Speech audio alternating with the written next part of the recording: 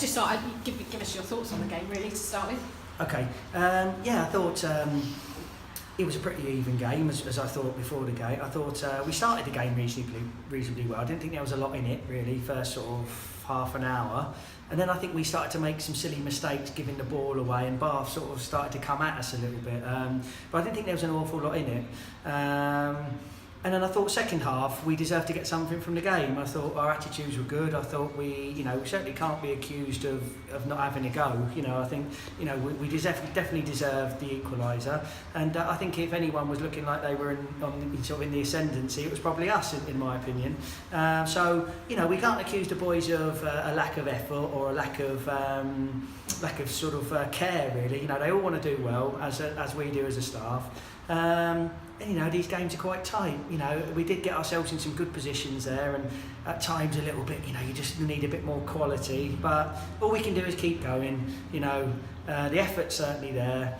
Of course, we need to improve in certain areas, but I did feel we deserved something from the game today, definitely. And Rob Sinclair making a real difference coming back today. Well, Rob's a great player. We worked very hard to get him. We're pleased he's with us. And he's a good player, and he's certainly going to help us. If we can get him in the team week in, week out, he's a good player for us at this level. So yeah, we're delighted with Rob. And Christian Oxlade-Chamberlain, came on, made a real difference in the time that he was on. Could he have come on a bit earlier? Well, look, Christian's a young player that's still developing. He's got a hell of a lot to learn. He came on and he did some very good things, but I think he would also tell you he did some very poor things as well. And sometimes that's what you get with young players. We've got to keep working with him. Keep trying to help Portsmouth develop him. He's got the raw materials there, but I think what he's got to work on is the psychological side of the game understanding, the switching on at all times. But no, we think he can certainly have an impact for us, yes. And confident moving forward, I guess, from here?